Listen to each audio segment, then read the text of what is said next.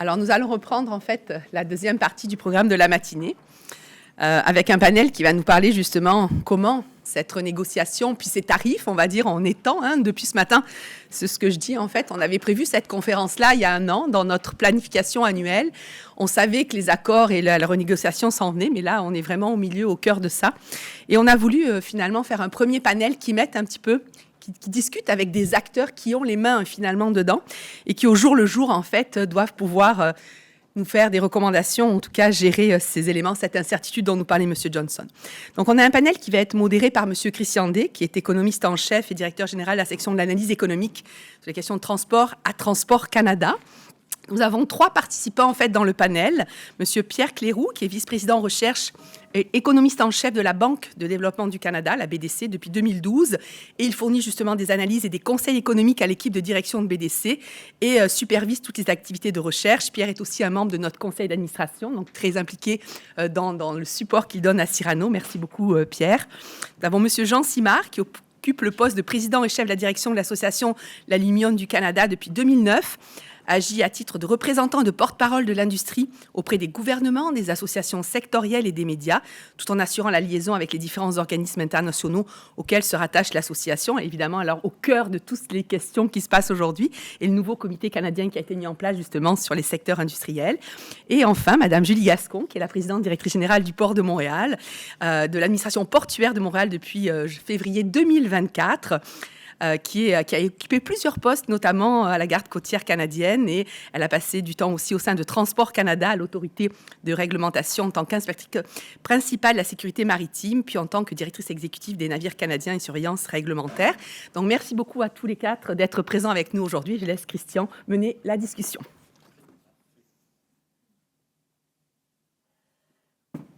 Je pense que je vais utiliser tout simplement, oui, le lutrin. Parfait. Merci beaucoup, Nathalie. Merci, Cyrano, pour l'organisation de cette conférence.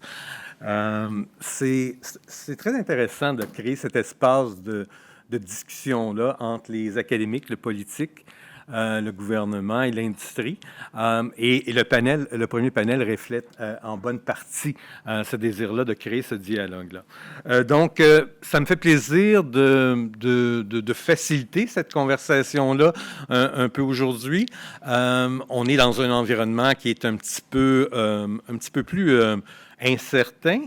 Et donc, ce que je vais faire, je vais prendre juste 2-3 minutes pour mettre en contexte un peu le panel qui va regarder plus des aspects un peu macro-sectoriels et aussi au niveau du transport concernant justement le corridor stratégique.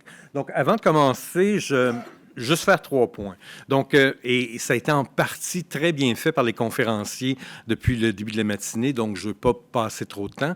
Mais un des éléments qui est très intéressant, puis sur lequel nous, à Ottawa, on passe beaucoup de notre temps présentement, c'est de voir comment ce changement, cette incertitude-là, au niveau géopolitique, au niveau des échanges commerciaux, va influencer le nouveau cadre économique et des échanges qui va être la fondation essentiellement de la politique économique pour aller de l'avant. Donc, ce qui est clair présentement, c'est que le cadre qui a été utilisé au cours des 40 dernières années, puis qui a généré beaucoup de croissance, beaucoup de bien-être à travers non seulement le Canada, en Amérique du Nord, mais dans le monde, ce cadre-là est questionné. Et il est questionné, à tout le moins, et M. Johnson a été très éloquent pour voir un peu sur certains éléments du questionnement. D'autres éléments où est-ce que nous, on voit qu'il y a un très grand questionnement, c'est comment établir un cadre de politique où est-ce que le protectionnalisme va jouer un rôle un peu plus important. Donc, les gens vont vouloir non seulement s'assurer de générer de l'activité économique, mais il va y avoir probablement différentes visions pour protéger un peu plus ou une vision un peu plus autarcique des différentes économies. Donc, comment on intègre ces différentes visions-là, qui sont tout ça en Europe en passant et dans certains pays asiatiques, comment on intègre ça dans ce nouveau cadre-là et c'est quoi les conséquences associées à ça? Un autre élément sur lequel probablement on va devoir se pencher davantage, c'est tout l'aspect de la sécurité économique qui va non seulement venir moduler les relations économiques et commerciales, mais qui va venir aussi moduler toute la logistique des transports qui va être nécessaire pour supporter justement ces activités économiques-là. Donc ça, c'est le premier élément de contexte qui risque de changer. Qu'est-ce que va être le nouveau contexte politique au niveau des échanges commerciaux et économiques? Je pense qu'on le fait présentement, on est en train de le développer présentement. C'est important comme le mentionnait M. Johnson, de faire attention au bruit.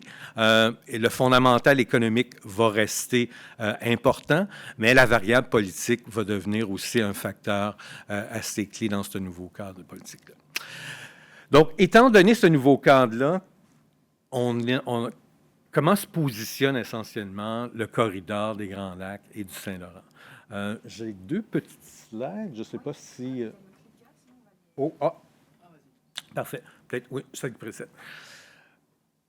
Je pense que ce qui est important de reconnaître, et je n'irai pas dans le détail, ça a bien été fait, c'est que le corridor du Saint-Laurent et des Grands Lacs, c'est un actif stratégique très important pour la région, pour le pays et pour le continent. Et dans ce cadre-là, il y a trois grands messages qu'il ne faut pas jamais perdre de vue. C'est non seulement l'importance économique et démographique, et on en a parlé amplement, donc c'est vraiment la troisième économie mondiale d'un point de vue économique, un bassin démographique très important. Donc, de par sa taille, essentiellement, ce corridor-là va demeurer stratégique d'un point de vue économique ou d'un point de vue démographique. Deuxième élément qui a été aussi mis en lumière un peu par les conférenciers ce matin, c'est que c'est un corridor qui est très riche en ressources naturelles. M. Johnson faisait référence à l'eau aussi, aux terres rares, mais aussi aux ressources humaines et au cerveau. Essentiellement. Et donc, ça, c'est un fondamental qui va toujours rester à l'intérieur du corridor et c'est un grand actif sur lequel on peut continuer à jouer.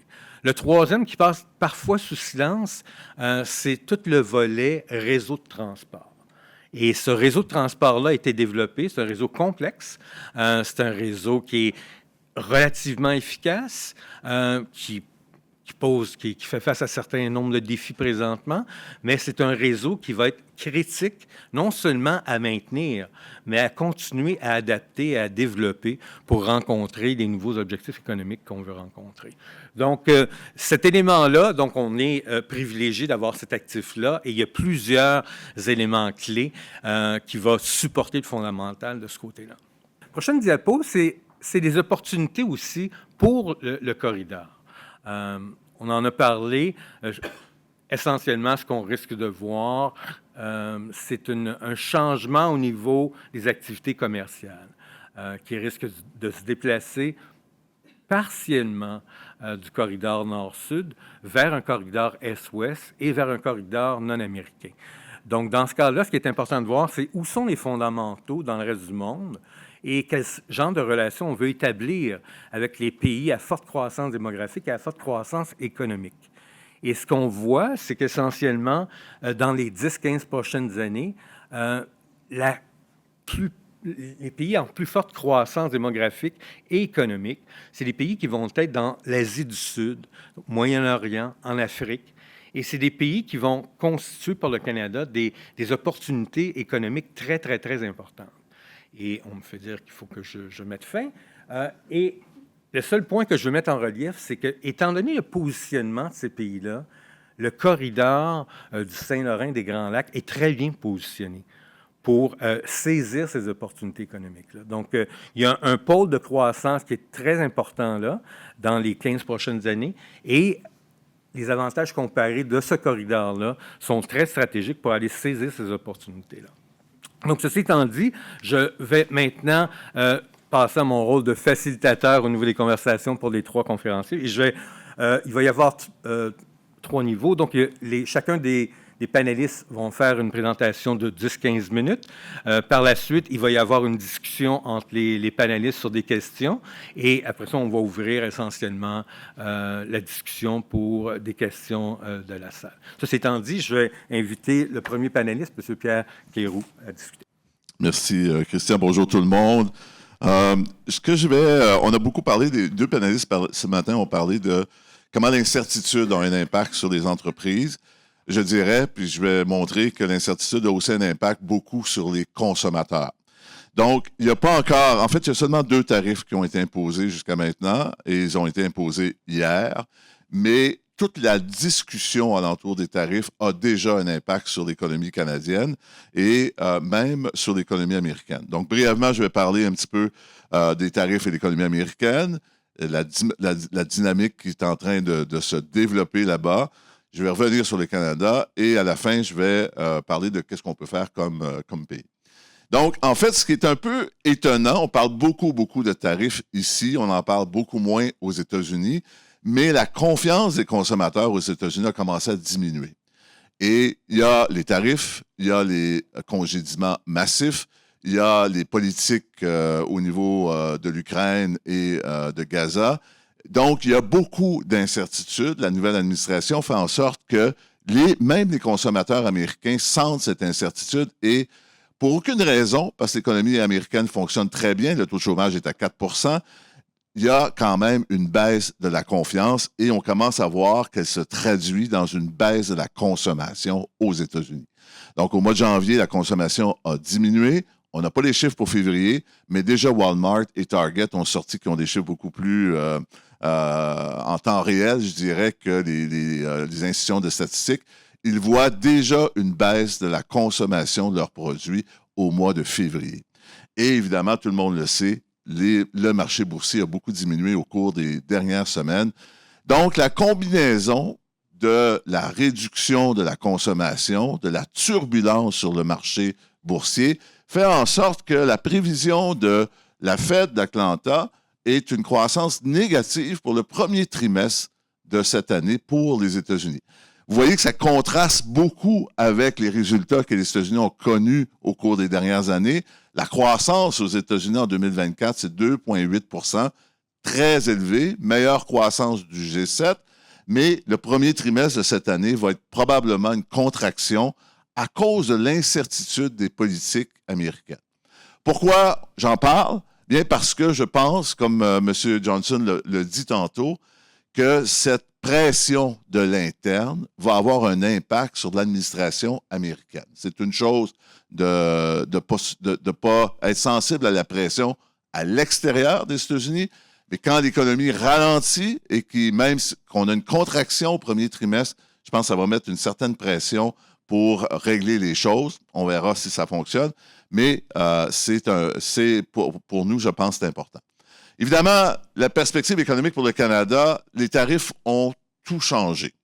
Et l'incertitude qui est reliée, même encore si il n'y a pas encore beaucoup de tarifs d'implantés, évidemment, on le sait, il y a la menace de tarifs sur l'ensemble des produits, 25 %, 10 % sur l'énergie.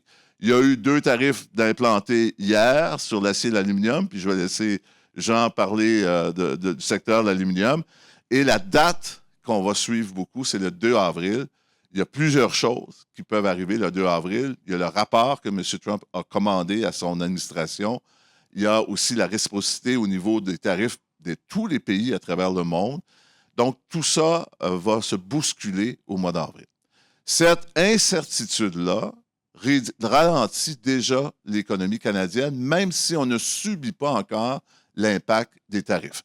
D'abord, au niveau des investissements des entreprises, à la BDC, on suit à tous les trimestres les intentions d'investissement des entreprises.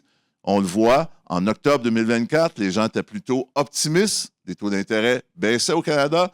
La croissance s'améliorait, donc on s'en allait vers une année 2025 à meilleure croissance.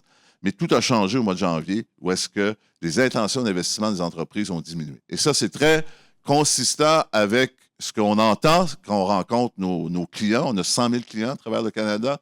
Lorsqu'on rencontre nos clients, ils sont tous très inquiets et aussi, ils ont mis en pause leurs projets d'investissement, et ce n'est pas surprenant, mais ça nuit déjà à l'économie. Deuxième chose, ça nuit aussi aux consommateurs. Les consommateurs, dans notre sondage qu'on a fait très récemment, démontrent que, d'abord, ils sont très inquiets. 88% des Canadiens sont inquiets par rapport aux tarifs, et ça se traduit par une diminution de la consommation. On ne l'a pas vu encore dans les chiffres, mais dans les intentions de dépenser des Canadiens, on voit que l'incertitude a déjà un impact. Et je vous rappelle que la consommation au Canada, c'est 60% d'économie. Donc, quand les consommateurs commencent à réduire leur consommation, bien évidemment, ça a un impact. On commence à le voir au niveau de l'emploi. L'emploi au Canada qui avait augmenté par 70 000 emplois à tous les mois au cours des derniers mois, à cause de la baisse des taux d'intérêt, on voyait un regain de la croissance. Bien, au mois de février, on n'a pas eu de croissance d'emploi. On a eu, en fait, croissance d'emploi de 1000, donc un grand contraste avec les 90 000 emplois qui avaient été créés le mois d'avant. Donc déjà, même s'il n'y a pas eu l'introduction de tarifs sauf ceux d'hier, on voit que l'économie canadienne ralentit et évidemment, l'incertitude pèse beaucoup. Il y a une bonne nouvelle pour l'économie canadienne, c'est que nos fondamentaux, en fait, sont solides. La première chose, comme vous savez, on s'est beaucoup battu contre l'inflation, mais l'inflation est revenue à son taux, je dirais, normal, 1,9 aux alentours de 2 On est revenu à la stabilité des prix au Canada. C'est une bonne nouvelle pour les entreprises. C'est aussi une bonne nouvelle parce que ça permet à la Banque du Canada de commencer à réduire ses taux. Ils ont déjà réduit les taux de façon importante. Ils ont encore annoncé une baisse hier. Ça va aider l'économie canadienne. Et la Banque du Canada a déjà affirmé que même s'il y avait des tarifs qui créeraient de l'inflation, ils vont continuer à baisser les taux. Donc, les facteurs fondamentaux de l'économie canadienne sont solides. Donc, ça nous permet d'être dans une bonne position pour faire face à une crise, si jamais il y avait des tarifs d'implanter. Mais c'est clair que, évidemment, même si on a des fondamentaux qui sont solides, il va quand même y avoir un choc. Donc, notre prévision pour cette année, c'est 1,2 % de croissance. Cette prévision-là ne tient pas compte de tarifs, parce que jusqu'à maintenant, il y a seulement 2 tarifs sur l'ensemble de l'économie.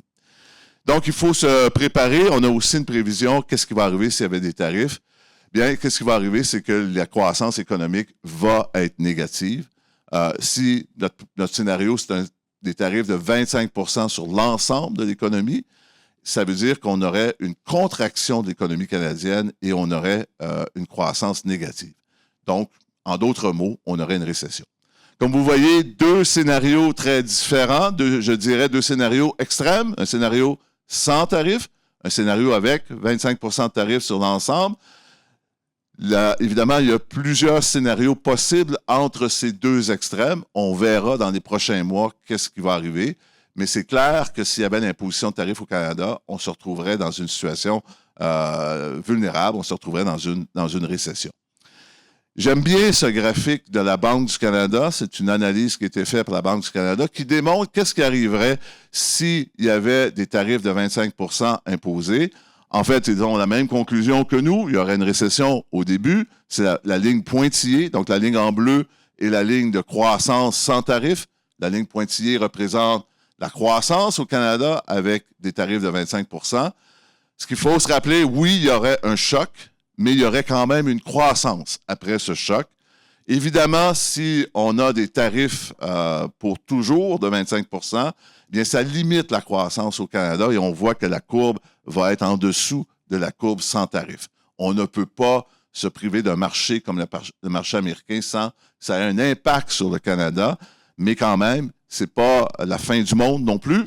On va avoir un choc, mais on va être capable de s'en sortir. En terminant, qu'est-ce qu'on peut faire? Bien, déjà, les conférenciers avant moi en ont parlé. 3 choses que nous, on voit. D'abord, de réduire les barrières entre les provinces. Il est vrai qu'il y en a beaucoup de barrières.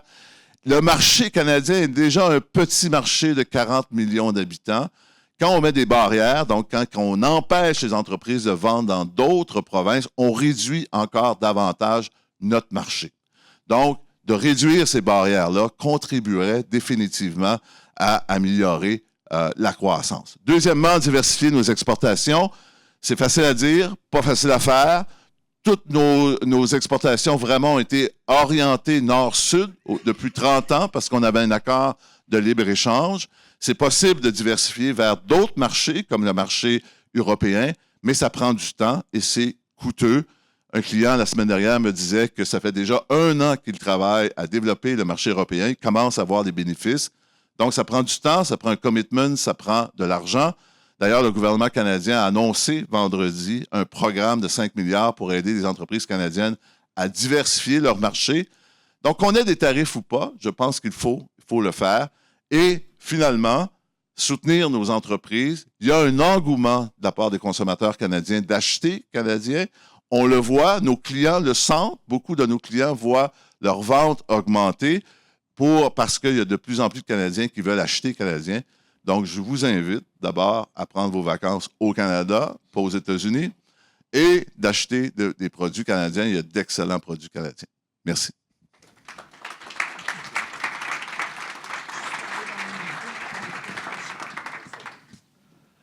Donc, oui. Merci, Pierre. Excellent. Alors, on va maintenant bouger avec notre deuxième panéliste qui va mettre l'emphase sur des enjeux un petit peu plus sectoriels. Donc, Jean. Bonjour, merci Madame de Marcellis. Merci au Cyrano de mettre en place un événement de haut niveau.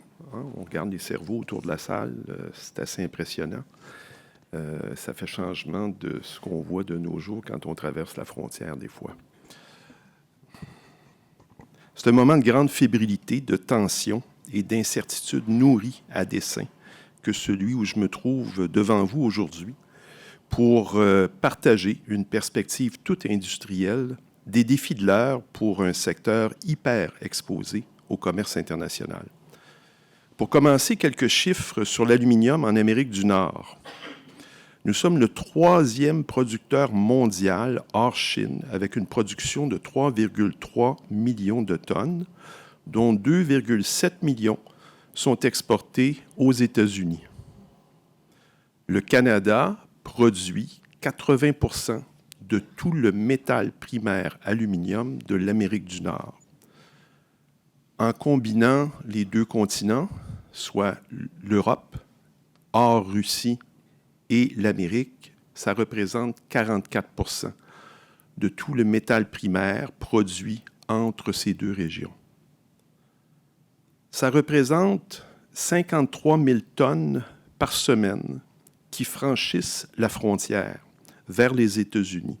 C'est l'équivalent du contenu d'un navire complet de marchandises à chaque semaine. Ou encore, c'est 7 600 tonnes par jour, l'équivalent d'à peu près 21 millions de dollars US, soit le volume transporté par un train de fret conventionnel d'une centaine de wagons à chaque jour. Chacun des 9 500 travailleurs canadiens de l'aluminium approvisionne ainsi 13 travailleurs américains dans la chaîne de transformation de l'aluminium du côté américain. Un travailleur fait travailler 13 travailleurs. C'est une intégration très forte avec les États-Unis où la quasi-totalité des exportations est livrée dans le Rust Belt Area, où il est essentiel au secteur des transports, de la construction, de la défense et de l'électricité. Premier produit d'exportation du Québec, soulignant son importance stratégique dans la balance commerciale canadienne. C'est 8% de la balance commerciale du Québec. C'est tant par camion, par voie ferrée que par bateau que nos précieux lingots sont acheminés ici vers les marchés de la région des Grands Lacs. C'est le tiers de nos exportations qui s'en va vers la région des Grands Lacs. Cette vaste empreinte industrielle partagée depuis des décennies est le fruit d'une relation commerciale bien intégrée, unique au monde. Alors, voici ce que cette représentation graphique exprime. L'aluminium, c'est la 2e ligne de transport d'énergie vers les États-Unis. L'aluminium, c'est fait d'énergie. 40% d'un lingot d'aluminium, c'est de l'énergie. Si on prend le volume total exporté annuellement vers les États-Unis, soit 2,7 millions de tonnes, ça équivaut à une quantité d'énergie équivalente de 40 millions de mégawattheures d'énergie. C'est l'équivalent de 4 fois et demi l'énergie produite par le Hoover Dam aux États-Unis. Cette quantité d'énergie permettrait d'approvisionner 460 centres de données ou la consommation annuelle de l'État du Nevada. Quand on y pense, on est en droit de s'interroger si on était de l'autre côté de la frontière, quel est le meilleur usage à faire sur le plan de la sécurité nationale, sur le plan de la sécurité économique, avec l'énergie qu'on devrait utiliser dans l'avenir, à savoir, est-ce qu'on veut remplacer les importations canadiennes de métal primaire ou est-ce qu'on veut approvisionner les centres de données qui vont, eux, appuyer, soutenir l'intelligence artificielle? Je vous soumets la question.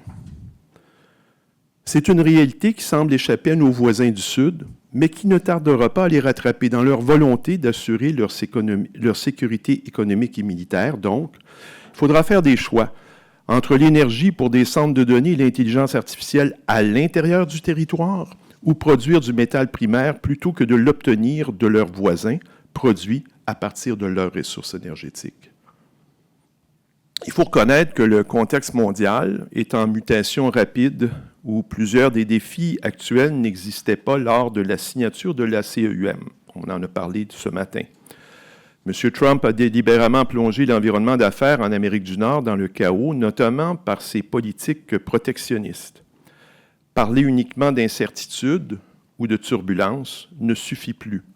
La réalité du commerce nord-américain a été fondamentalement perturbée. Malgré le chaos actuel, il faut se rappeler que tout finit par être cyclique. Après une période de chaos, un nouvel équilibre devra émerger. Celui-ci n'a que peu de chances d'être identique à l'ancien, étant donné les nouvelles forces en présence. L'accord de libre-échange avec notre voisin, celui que nous connaissons aujourd'hui, qui a été négocié il n'y a pas si longtemps, ne sera pas celui de demain. Toutefois, le commerce nord-américain ne s'arrêtera pas et les bénéfices mutuels du libre-échange continueront de peser sur les décisions politiques à long terme. Quelle approche devrions-nous avoir comme pays? Les effets à long terme de l'attitude américaine envers le Canada vont nécessairement altérer les flux commerciaux entre les deux pays. Nous ne retournerons jamais, et je répète jamais, vers ce qui nous a amenés jusqu'ici au cours des 100 dernières années. Une confiance inébranlable envers notre voisin comme partenaire commercial. C'est une grande déchirure, le lien est rompu à tout jamais.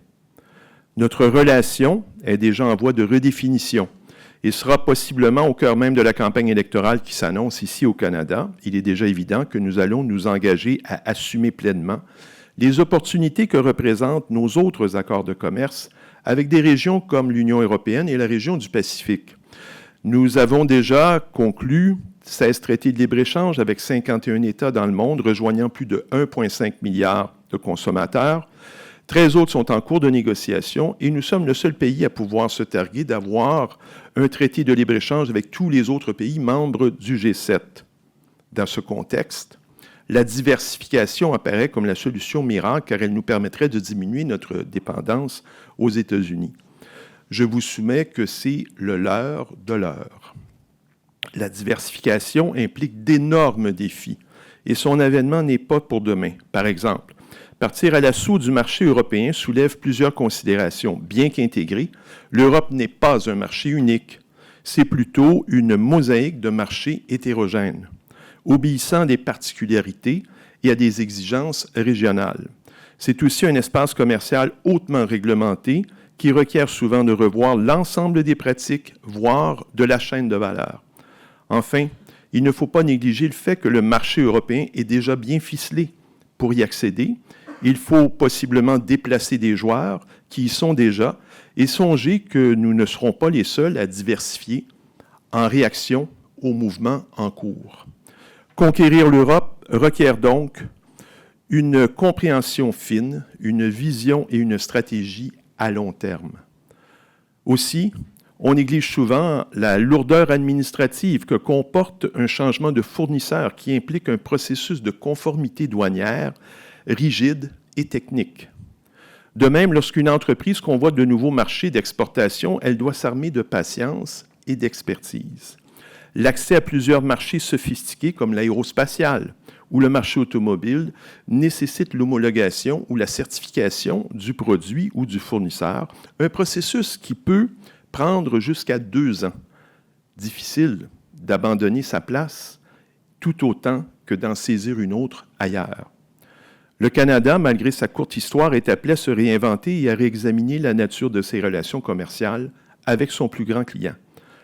Le mouvement d'horlogerie bien réglé, des allers-retours de nos chaînes de valeur continentales, dont la région des Grands Lacs est un engrenage pivot qui risque fort de s'en trouver affecté.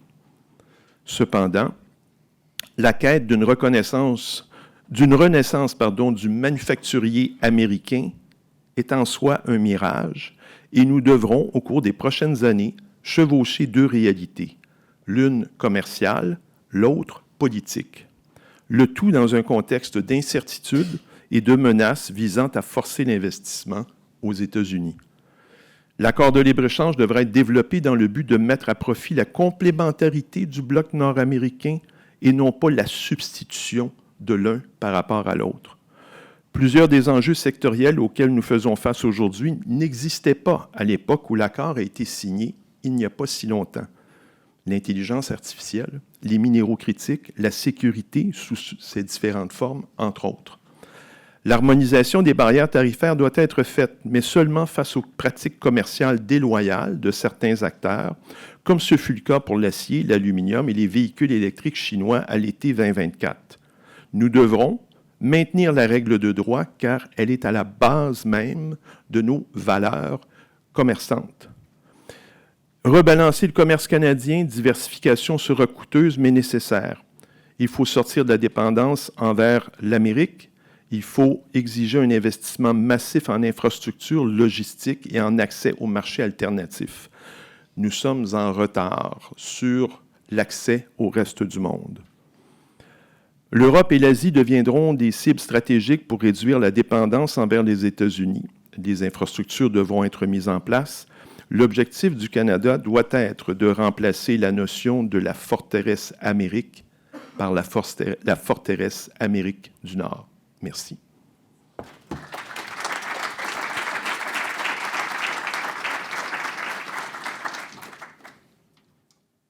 Un gros merci. Maintenant, on va passer à notre 3e panéliste, qui est Julie Gascon du Port de Montréal, qui va amener une perspective un petit peu plus transport et logistique par rapport aux enjeux du corridor. Je vais vous parler, évidemment, de ce qui se passe. Je pense que tout le monde, quand on regarde les nouvelles, on a froid dans le dos présentement. C'est pas évident. C'est un wake-up call pour le Canada. Et puis, on parle beaucoup de diversification, mais vous allez voir, j'étais à 2 jours de mes vacances, puis j'ai pas beaucoup de patience aujourd'hui. Alors, on va en entendre parler beaucoup de la diversification, puis qu'est-ce qui nous manque pour y arriver. Il y a un consensus sur le fait que les entreprises doivent se diversifier. Bon, la stratégie canadienne, c'est contre-tarif, enlever les barrières internes aux tarifs, et puis ensuite de ça, diversifier nos marchés. Pour diversifier, je vais vous apprendre quelque chose. Je ne sais pas si vous m'avez vu à RDI, une couple de jours, je pense. On est organisé nord-sud. On veut s'en aller est-ouest. J'ai une petite nouvelle pour vous. Ça ne se fera pas par bateau, puis ça ne se fera pas par train. Traverser un océan, ça prend un bateau. Puis, guess what? Ça prend un port pour les attacher pour pouvoir unloader puis loader la marchandise. Nos ports ont besoin d'investissement. Nos infrastructures sont désuètes. Le port de Montréal, on a presque 200 ans. On gère 26 km de côte. J'ai une évaluation de toute mon infrastructure. A, ça, c'est parfait. E, c'est catastrophique, il faut investir. J'en ai beaucoup dans le D puis dans le E. Puis ça prend beaucoup d'argent pour les renouveler. Ensuite de ça, on essaye de construire une expansion au port de Montréal. L'expansion du port de Montréal à Contrecœur, vous en avez entendu parler. On est très, très proche. On a travaillé excessivement fort pendant 11 ans avec le ministère de Pêche et Océans puis avec le ministère de l'Environnement du Québec. On est à quelques mois d'avoir nos permis. On a complété 80 de nos travaux de compensation pour les grenouilles, pour les tortues, pour toutes sortes d'espèces à risque. On en a une qui est plus à risque qu'une autre, une espèce que vous connaissez, le chevalier cuivré. On va compenser son habitat, pas 1 pour 1, mais 4 pour 1, pour rencontrer les normes que des communautés riveraines et les communautés autochtones nous ont demandé de faire. On va compenser beaucoup, ça coûte cher, mais c'est ce qu'il faut faire pour respecter l'environnement, puis on est bien conscient de ça. Les entreprises qui vont vouloir diversifier vont en profiter de nos infrastructures, mais contre-cœur, si on est capable de mettre la pelle dans la terre, en fait, la pelle dans l'eau, parce qu'on va commencer par le dragage, au mois de septembre, ça va être en force à partir de Q3 2029, alors 4 ans. Tout retard, ça veut dire une année, c'est 3 à 5 d'inflation et ça coûte plus cher et on ne sera pas nécessairement au rendez-vous pour la diversification si on n'est pas capable de construire cette infrastructure stratégique-là le plus rapidement possible. Pour diversifier, évidemment, ça prend aussi une bonne stratégie maritime. On va diversifier par bateau. Le port de Montréal, depuis 2005, on est au confluent, évidemment, de la 3e économie la plus large au monde, quand vous prenez les États des Grands Lacs, le Québec et l'Ontario. On dessert 65 de la population canadienne au Québec et en Ontario. À l'intérieur de quelques heures, on peut être à votre porte. On dessert la population manufacturière du Québec et de l'Ontario. C'est 75 de la population manufacturière du Canada qui se situe dans ce marché-là. Il faut absolument investir et diversifier, mais il faut être capable aussi de rentrer des bateaux modernes dans le Saint-Laurent. Depuis 2005, on a réduit la taille des navires, ou la taille des navires qui rentraient chez nous n'était pas nécessairement la taille des navires modernes qui se conçoivent aujourd'hui. Le Panama ont changé leurs écluses, les bateaux ont élargi un petit peu, ils ont allongé un petit peu, mais nous, sur le Saint-Laurent, on a resté en 2005. Puis depuis 2005, des bateaux de plus grande taille auraient pu rentrer facilement avec la colonne d'eau qu'on a maintenant sans draguer, réduisant le slot cost sur les navires, mais on ne l'a pas fait. On est en train de le faire. Je sais que je travaille avec l'administration de pilotage, on travaille avec Transport Canada, on travaille avec la Garde côtière canadienne. Il faut absolument être capable de rentrer ces bateaux modernes-là rapidement. Tout ce qui rentre puis qui sort, la majorité des choses qu'on utilise dans notre vie de tous les jours rentrent en grande partie par navire. Rentrer des choses et sortir des choses par navire, c'est la base de l'économie d'un pays. Une autre petite chose, on est bordé par 3 océans. 3 océans. Mais 70 à 80 de nos exportations sont toujours allées vers les États-Unis. Alors, on a oublié, peut-être, il y avait seulement 20 ou 25 qui allaient peut-être vers l'externe. Là, si on veut diversifier, juste 6 de diversification, c'est modeste, là. Si on arrive à faire le pari de 6 de diversification dans nos entreprises canadiennes, les ports sont pleins rapidement. Alors, il faut bâtir contre-cœur, il faut être capable d'amener de plus grands navires, puis il faut se voir comme une nation maritime. Le Canada est bordé par 3 océans, mais est-ce que vous avez déjà entendu parler, le Canada, nous sommes une nation maritime? Tu sais, il faut vraiment redéfinir c'est quoi cette relation-là que nous avons avec l'eau. C'est comme ça que le Canada s'est bâti. Il s'est bâti par son côté maritime.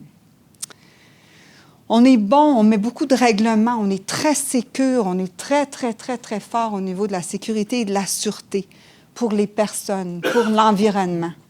Mais si vous regardez l'économie comme étant une entité qui, elle aussi, doit être sécuritaire, qui, elle aussi, doit être sûre, à ce moment-là, est-ce que le travail de sécurité et de sûreté mené par le Transport Canada devrait aussi inclure la sécurité et la sûreté de notre économie? Ce sont 2 ministères séparés. Christian, tu travailles, je m'excuse, mais tu travailles du côté économique de Transport Canada, mais ton travail sert à servir aussi d'autres ministères. Mais sécurité, sûreté et économie, à partir du moment où, moi je vais vous parler de bateau, je suis un ancien capitaine de bateau, où un bateau laisse aller ses amarres, vous introduisez un risque. Quand que le bateau est attaché à quai et qu'il n'y a pas d'humain à bord, il n'y en a pas de risque. À partir du moment où vous traversez une rue, vous introduisez un risque. À ce moment-là, c'est comment est-ce qu'on peut regarder à mitiger ces risques-là. Si vous rentrez un navire qui est un peu plus grand, un meilleur gabarit, quels sont les risques additionnels et comment pouvons-nous les mitiger pour pouvoir faire un commerce plus intelligent, plus efficace, plus fiable? Les lignes maritimes qui viennent au port de Montréal, on a les 6 plus grandes lignes maritimes au monde. Les 6 plus grandes lignes maritimes au niveau du conteneur. Ces lignes maritimes-là, elles ne sont pas canadiennes. Elles cherchent 3 choses. De la stabilité. Les conflits de travail ne nous ont pas aidés. 3 conflits de travail en 4 ans, conflits au niveau du ferroviaire, tout en même temps. On a perdu notre edge au niveau de la stabilité. Ils savent que si ça débraye aux États-Unis, 24 heures plus tard, il va y avoir un autre présidentiel, puis les gens vont rentrer. Ce n'est pas la façon de faire. La meilleure entente, c'est une entente qui est négociée. Mais les conflits de travail nous ont fait très, très mal. Parce que j'ai une autre nouvelle pour vous. Quand le volume quitte, il ne revient pas. C'est du travail d'arrache-pied de mon équipe commerciale qui se promène, les agents commerciaux qu'on a avec le port de Montréal pour aller rechercher le volume qu'on a perdu quand on perd sa stabilité. L'autre chose qu'ils cherchent, c'est la fluidité. Les navires n'aiment pas ça être à l'ancre. Quand ils arrivent, ils aiment décharger, recharger, repartir. À Montréal, ils sont là, la fluidité. Pas la productivité, parce qu'on ne tourne pas nos boîtes aussi vite que les autres ports, mais on a de la fluidité. Il ne faut pas qu'il y ait de congestion. Le port de Montréal, en 2030, va être à pleine capacité. Ça, c'est sans les efforts de diversification. Un petit peu comme vous avez montré, s'il y a des sanctions économiques puis que ça continue, l'économie va descendre. Mais nous, le port de Montréal, si les gens rencontrent le pari de diversification, sans la diversification, on est plein en 2030. Avec la diversification, vous pouvez vous imaginer, on pourrait être plein rapidement. Il faut qu'on continue d'investir dans nos infrastructures portuaires. Et présentement, l'expansion du port de Montréal à Contrecœur, phase 1, 1,15 million, phase 2, 1,15 million, phase 3, 1,15 million, donc on peut aller jusqu'à 3,4 millions de TEU. Il faut le faire. Ça ne devient pas urgent, ça devient critique, ça devient une question de souveraineté économique. Le port de Montréal est une petite entité. 140 millions de chiffre d'affaires. On est une PME. On gère des territoires fédéraux. Mais vous, quand vous achetez une maison, vous avez votre terrain en garantie. Nous, le port de Montréal, toute expansion est faite à même nos liquidités. Les terrains n'appartiennent pas au port de Montréal, ils appartiennent à la couronne. Alors, une infrastructure, vous pouvez vous imaginer, en 2021, Contrecœur, l'expansion était autour de 1,575 milliards. On est en 2025, vous êtes capable, comme moi, de calculer le taux d'inflation. Vous pouvez vous imaginer que le prix continue de monter. Le béton puis le métal, ça ne baisse jamais de prix, ça monte toujours de prix. Fait que ça continue de monter. Une petite entreprise qui fait 140 millions avec un bénéfice net de 20 millions par année, peut-elle se payer une infrastructure de quelques milliards de dollars? Ça, c'est la question que j'ai pour vous. Ça va être très, très, très difficile. Est-ce que les capitaux privés vont être au rendez-vous pour venir appuyer? On travaille là-dessus. Le port de Montréal a fait 3 différents appels d'offres pour l'expansion de Montréal à Contrecœur. La première, on a dit, on a un beau terrain, venez construire chez nous. On a eu 9 personnes qui sont venues puis on dit, écoutez, nous autres, on ne touche pas à l'eau au Canada, c'est trop compliqué. C'est ça qu'on s'est fait dire. On ne touche pas à l'eau au Canada, c'est trop compliqué. Les permis, négociations avec les communautés riveraines, les négociations avec gouvernement à gouvernement, avec les communautés autochtones, c'est trop dur. Le port de Montréal a dit, OK, on va prendre l'eau. Un petit peu comme se fait aussi aux États-Unis. Mais l'eau, c'est 800 millions. Fait que le port de Montréal a pris l'eau. On a eu 150 millions du fédéral, 130 millions de Québec. On travaille avec la Banque d'infrastructure du Canada pour un peu plus de 200 millions. Puis on met aussi 200 millions de notre propre argent. On travaille très fort avec notre contracteur par Merlo Econ. On arrive, on va être prêt. J'arrive à investir puis à construire à partir du mois de septembre. On est en négociation avec un propriétaire international qui va nous aider à construire le côté terre. Alors, si je peux vous dire 3 messages pour vous aujourd'hui. On est bordé par des océans. Il est à peu près temps qu'on se voit comme une société puis une nation maritime. Il faut investir dans le maritime, la connaissance du maritime. La deuxième chose, les ports, c'est la clé. de la diversification. Fait que le pilier de la diversification du gouvernement du Canada, ça passe par les ports puis ça passe par l'eau. Si vous arrêtez d'aller nord-sud, nord-sud, c'est camion-train. Si vous allez vers l'est-ouest, nous, le premier pays avec qui on fait des affaires, le premier pays, c'est l'Inde, le premier groupe, c'est l'Europe. Mais l'Inde est le premier pays pour le port de Montréal et le sud asiatique. Alors, si vous allez diversifier et vous voulez avoir accès à 1 million de consommateurs qui sont couverts par des ententes de libre-échange avec le Canada, ça va passer par l'eau. Le port de Montréal et le port de l'Europe. Et puis la troisième chose, c'est que ça prend des infrastructures fluides, stables et qui ne sont pas congestionnées pour attirer les lignes maritimes chez nous. Si vous n'avez pas ces trois choses-là, elles ne viennent pas. Si elles ne viennent pas, votre cargo passe par où? Par les États-Unis. Et puis c'est ça qu'on a présentement. Même les wagons du REM à Montréal ont passé par le port de New York. On s'entend, là. OK? Fait que si on veut prendre sa place comme nation canadienne et s'affirmer, bien, commençons par investir dans nos ports pour soutenir la diversification. Fait que je m'excuse si j'ai paru un peu impatiente. Je m'en vais en vacances le samedi. Ça va me faire du bien, mais j'ai besoin de tous vous pour qu'on puisse réussir ce pari-là. Merci beaucoup.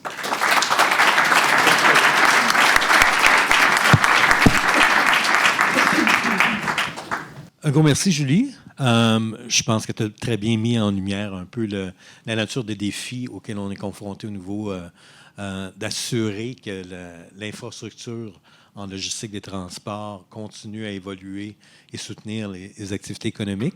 On entre dans une période de questions, donc je vais peut-être continuer dans la même vague, puis peut-être poser à Jean à Jean tout d'abord une question sur au niveau sectoriel. Qu'est-ce qui pourrait être fait pour non seulement accélérer la diversification des marchés, mais ajouter de la valeur ajoutée aussi? Parce qu'on est souvent encore un pays qui est perçu comme des exportateurs de volume, puis des importateurs de valeur. Donc, qu'est-ce qui pourrait être fait ou quelles sont les barrières qui empêchent le développement, justement, d'un peu plus de valeur dans le corridor en matière d'aluminium ou d'acier ou d'autres choses? C'est une question éminemment pertinente. Puis encore là, il y a une bulle à crever ici. On revient toujours à la même chose, la masse critique. On est un pays de 40 millions d'habitants qui avoisine un pays de 340 millions d'habitants. Je vous annonce qu'on ne remplacera pas le marché américain par le marché canadien, même si on abat toutes les barrières puis qu'on met du WD-40 d'est en ouest. Ça va aller plus vite, mais on n'ira pas plus loin. Alors, on a un problème de masse critique, ce qui veut dire que dans différents marchés, comme le marché de l'aluminium, la transformation, elle se fait là où est la consommation. Qui plus est, de plus en plus, la production de la matière première aux États-Unis se fait à partir de la scrap d'aluminium, le recyclé. Le recyclé, il est où? Il est là où est la consommation. On revient toujours à la même chose. C'est une question de masse critique. Une fois qu'on a dit ça, la prochaine question, c'est qu'est-ce qu'on peut faire pour créer plus de valeur ou comment on peut, dans une optique de diversification, accroître ce qu'on génère ici avec plus de valeur. On a deux familles de produits. On produit ce qu'on appelle de la valeur ajoutée, de la VAP, et on produit du lingot de commodité. Lingot de commodité, par exemple, c'est Alouette à Sept-Îles, qui est la plus grande aluminerie des Amériques. On produit 640 millions de tonnes. Référence, les États-Unis produisent 700 millions de tonnes. Alors, dans une usine, on produit à peu près l'équivalent de ce que les États-Unis produisent dans des usines qui ont plus de 75 ans en moyenne. Quand on fait de la valeur ajoutée, qu'est-ce qu'on fait? On façonne un produit sur mesure pour répondre aux caractéristiques visées par un client particulier. Ford ou Boeing, qui dit « Moi, j'ai besoin d'un alliage dans lequel il y a du lithium qui a telle forme, pour telle phase de transformation. À chaque fois que je pars du primaire, puis que j'ajoute une valeur pour répondre à une caractéristique, je crée plus de richesse ici que si je fais juste exporter du métal primaire.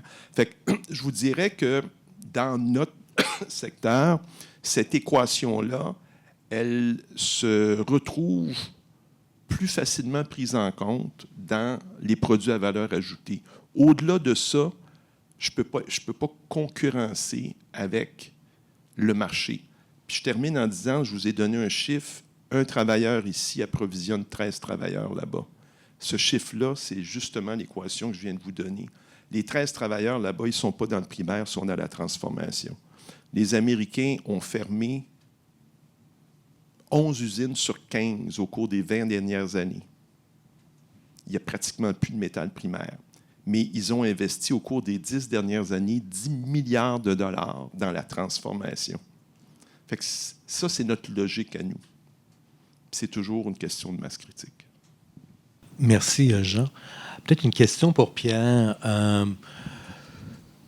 On entend souvent parler que le Canada a un problème de productivité, un problème de... On n'utilise pas assez les technologies, ce qui fait que ça a un impact, évidemment, négatif sur notre compétitivité.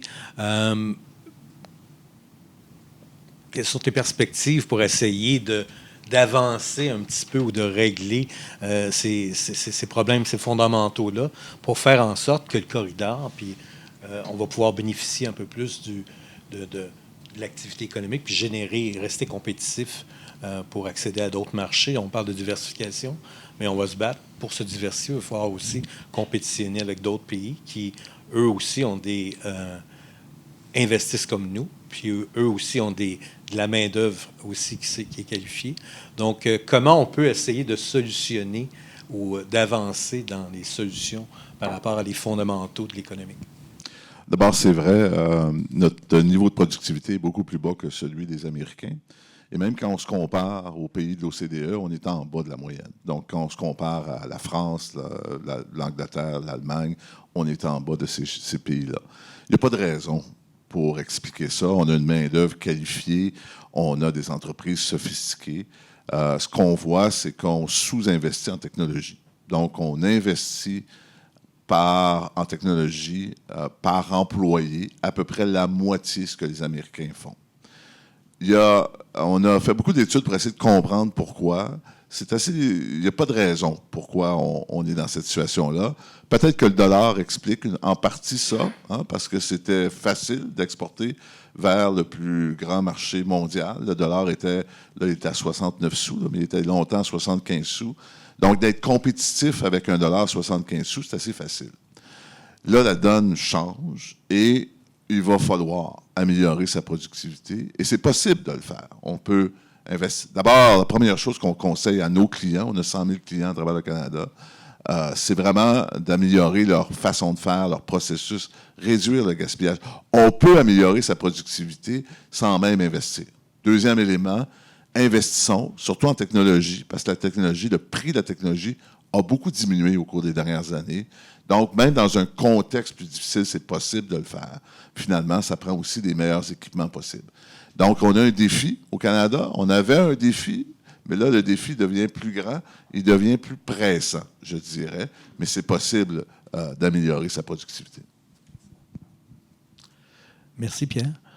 Je ne sais pas si Julie, du côté transport, donc tu as fait un plaidoyer assez éloquent pour positionner les ports comme des actifs un peu plus stratégiques pour aller de l'avant.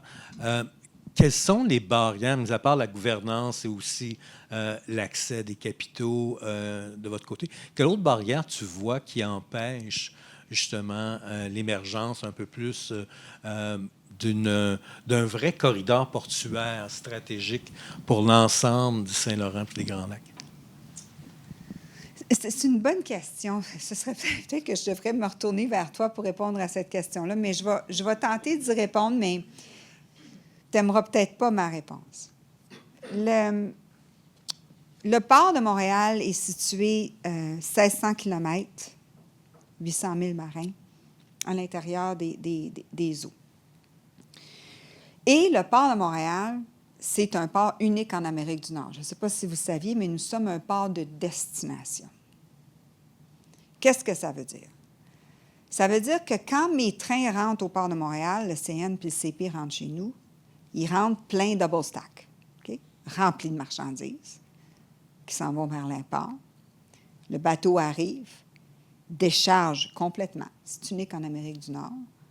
On donne ça au train et au camion et recharge complètement avec de l'export. On est balancé à peu près 50-50. Il n'y a pas d'autres ports en Amérique du Nord qui peuvent tourner un navire de 4500 TEU, bientôt 6500, l'année prochaine potentiellement 8500. C'est unique. Il n'y en a pas d'autres. Il n'y a même pas d'indicateur pour nous évaluer.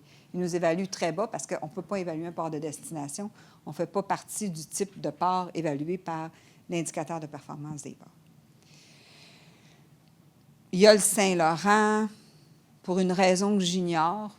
Le monde n'a pas regardé que le Panama changeait de taille, puis on a juste gardé nos bateaux comme qu'ils étaient, puis on pensait qu'il allait en construire d'autres. Puis on avait demandé, pour aucune raison imaginable, que les bateaux aient des coques de glace, donc des bateaux pesants qui polluent, qui coûtent cher. Pas besoin de coque de glace pour entrer dans le Saint-Laurent, là, c'est du brache. Tu as besoin d'un brise-glace des fois de temps en temps en avant, là, mais tu n'as pas besoin. C'est comme si, je ne sais pas comment l'expliquer, c'est un grand oubli. Le port de Montréal est au confluent de 65 de la population du Canada. C'est la route la plus verte. Plus là, ta marchandise elle va loin, moins ça coûte cher. Plus tu es vert. On est plus vert en gaz à effet de serre à 16 par rapport au port de New York, par exemple. Okay? Mais on sous-investit. On nous dit, nomme même pas le mot dragage. Là, le monde, ils ont peur de ça. Là. Mais oui, mais le dragage, si tu regardes, là, je parlais avec le monsieur, le PDG à Bordeaux puis à Marseille, ils ont dragué, ils ont approfondi. Il y a des espèces qui sont revenues, qui avaient été en péril, qui avaient disparu avec l'oxygénation de la colonne d'eau. Oui, le dragage, c'est un enjeu, mais si c'est bien fait, si c'est bien pensé, c'est pas tout le fleuve qui est à draguer, c'est seulement un peu d'écrêtage. En dessous des ponts, ça nous donne autant de pouces que ça en donne par en haut. Ça nous permet d'être plus efficaces, plus efficients. Mais potentiellement, pour des raisons politiques, on va investir dans les maritimes, on va investir dans l'Ouest. Dans l'Ouest, ça fait du sens, c'est la grosse population. Halifax et Saint John, c'est des ports que j'aime beaucoup, mais c'est des ports c'est comme des vaches à lait. T'arrêtes, t'en drops 500 ou 600, tu continues. Quand on a eu la grève, on les a enterrés toutes les deux. On a encore des boîtes qui sont prises là-dedans. C'est critique. On a besoin des trois. On a autant besoin de contre-camps qu'on a besoin d'investir à Saint John, Halifax. Modèles complètement différents qui ne se compétitionnent pas. Parce que ce sont deux complètement marchés différents qui peuvent se complémentariser très, très bien. Mais c'est de voir l'artère qui est le Saint-Laurent comme une autoroute maritime. On a des brise-glaces, ça, c'est nos charrues à neige. On a des ambulances, c'est aussi nos brise-glaces qui sont ambulancées charrues à neige. On a du monde pour mopper l'huile. Ça a encore les brise-glaces parce que la gare côtière a fait ça aussi. On a tout pour nous aider. Mais pourquoi qu'on ne voit pas cette artère-là comme une artère critique, indispensable?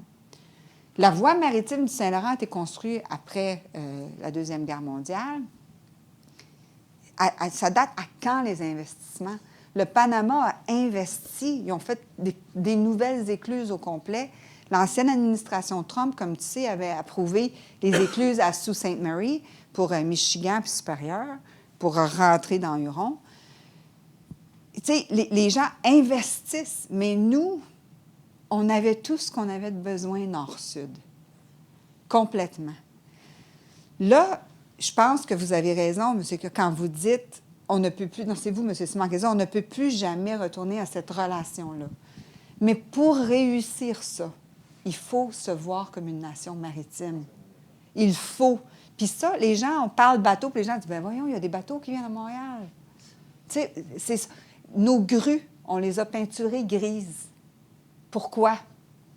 La Ville de Montréal veut qu'elles se fondent dans le... À Vancouver, ils leur mettent des lumières LED, puis ils les mettent de différentes couleurs. Hein? À Noël, ils sont toutes illuminées. Nous autres, il faut qu'elles soient grises. elles se fondent dans le fond. Il ne faut pas qu'on les voie. Parce qu'une grue, c'est pas beau. Voyons donc qu'une grue, que c'est pas beau. Avez-vous déjà entendu parler de ça? C'est assez beau, une grue? Non, mais tu sais, quand tu y penses. Fait que je pense, à ta question, il n'y a pas de raison logique. Il y a une raison historique, nord-sud, la confiance indélébile que nous avions en Washington, qui est brisée. Est-ce que ça va être un mouvement assez fort? Je pense que les Canadiens et les Canadiennes se réveillent, mais pour se réveiller, j'aimerais que tout le monde comprenne, nous sommes une nation maritime et nous devons diversifier notre marché. Puis j'aimerais bien ça que le maire m'autorise à mettre des lumières sur mes grues.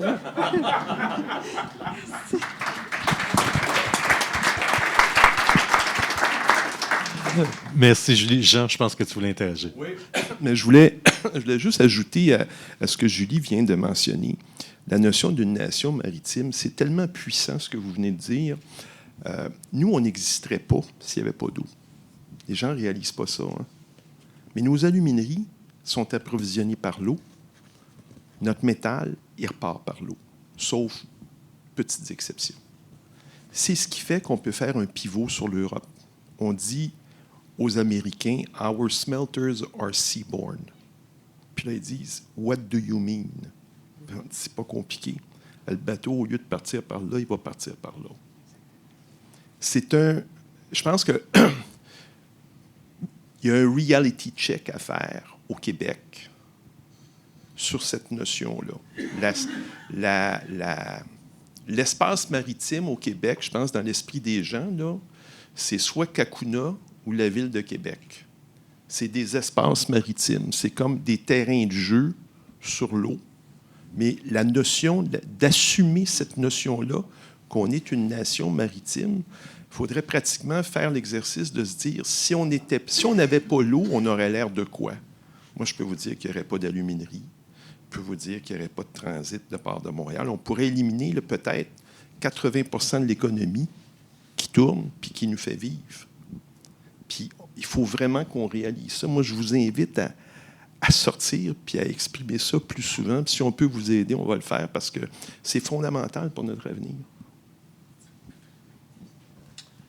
Merci, Jean. Pierre, voulais-tu rajouter quelque chose? Non? Donc, il nous reste du temps, peut-être pour la salle, si la salle a des questions. Oui. Monsieur Lacroix, je crois. Oui, je reviens à l'aluminium, là. En fait, vous nous dites, aux États-Unis, évidemment, on a fermé 14 usines d'aluminium, donc primaires probablement, et ils importent du Québec, donc du Canada, presque 70% de leurs besoins. Alors, qu'est-ce qui fait? Pourquoi les tarifs nous nuiraient tant? Parce que Trump dit, lui, ben écoute, notre aluminium, on peut en produire ici, là. Mais vraiment, vous avez dit, ils n'ont pas l'énergie pour la produire. Est-ce que vous avez une idée du coût, de la différence de coût entre l'aluminium primaire produite au Canada, telle qu'elle est produite maintenant, et l'aluminium primaire produite aux États-Unis, si effectivement ils construisaient de nouvelles usines pour les produire? Parce que ça me paraît fondamental, en fait. Une très bonne question. On se l'est posée. Alors, un barrage ouveux, le construire aujourd'hui, ça coûterait 20 milliards de dollars US. Ce qu'on expédie, c'est, je dis, au moins 4 barrages ouveux équivalents. Pourquoi le « au moins » ? Parce que, selon ce qu'ils appellent le Bureau of Reclamation aux États-Unis, les derniers audits qui ont été faits, qui datent d'il y a 1 an, le fameux barrage ouveux, il fonctionne à 51% de sa capacité. Ils ont des problèmes de sécheresse.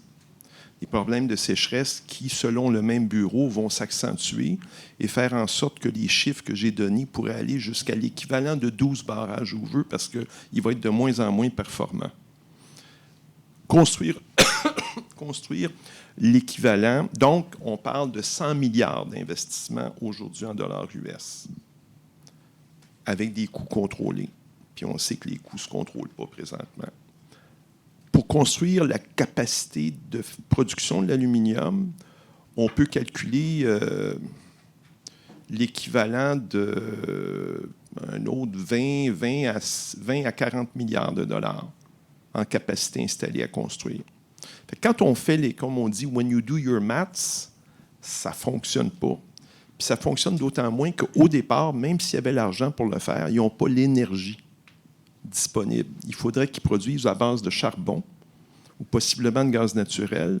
Puis ce qui a tué leur capacité, c'est parce qu'ils sont dans un marché d'énergie déréglementé. Les alumineries ont besoin de prévisibilité de prix, puis ont besoin d'avoir des coûts qui sont concurrentiels. Aujourd'hui, la concurrence des alumineries aux États-Unis, c'est des centres de données qui n'ont aucun seuil de sensibilité au coût d'énergie. Parce que pour eux, c'est un pass-on. Ils le rechargent. Les alumineries, tu ne peux pas le recharger, c'est un prix de commodité. Alors, oui, ils ont besoin de notre aluminium.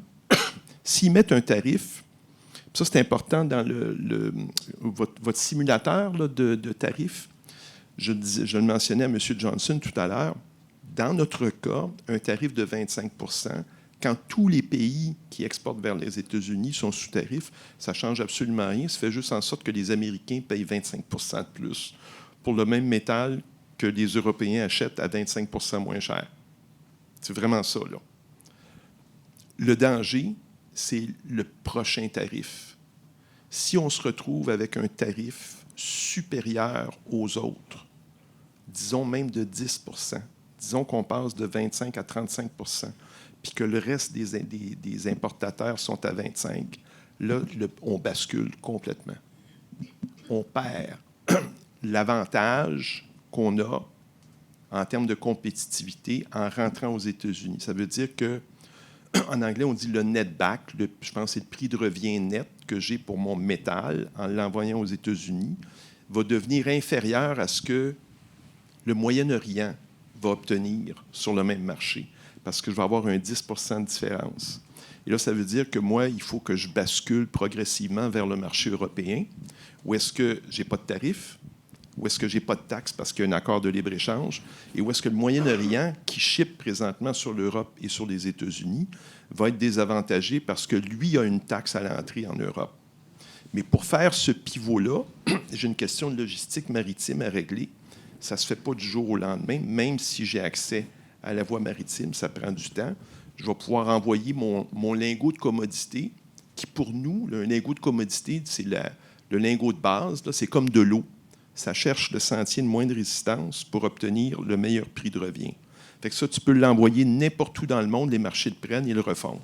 Mais mes produits à valeur ajoutée, que je fais sur mesure, qui procurent le meilleur rendement, bien, eux, je suis en lien contractuel avec un acheteur aux États-Unis. Donc, je suis pris dans une relation contractuelle, par ailleurs, qui fait en sorte que mon client est obligé d'absorber le tarif à cause des dispositions du contrat. Mais le reste du marché, il va commencer progressivement à s'en aller au fil des mois vers l'Europe. Puis, on calcule que si on était dans une situation de désavantage tarifaire qui perdurait, les flux logistiques de matériaux s'inverseraient. Et le Moyen-Orient desservirait la part du marché américain qu'on servait, et nous, on remplacerait le Moyen-Orient sur le marché européen.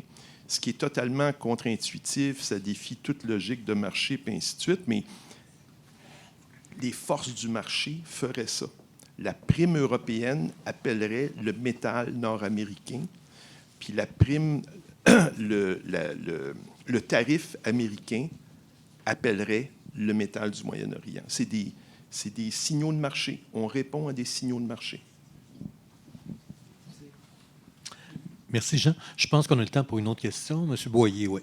Oui. On a bien entendu. Ma question est pour Christian Deshaies, justement. On a bien entendu le discours de Mme Gascon.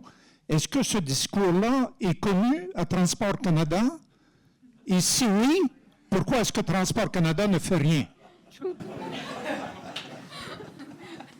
Je suis juste un facilitateur pour le... Merci, M. Boyer, pour votre question.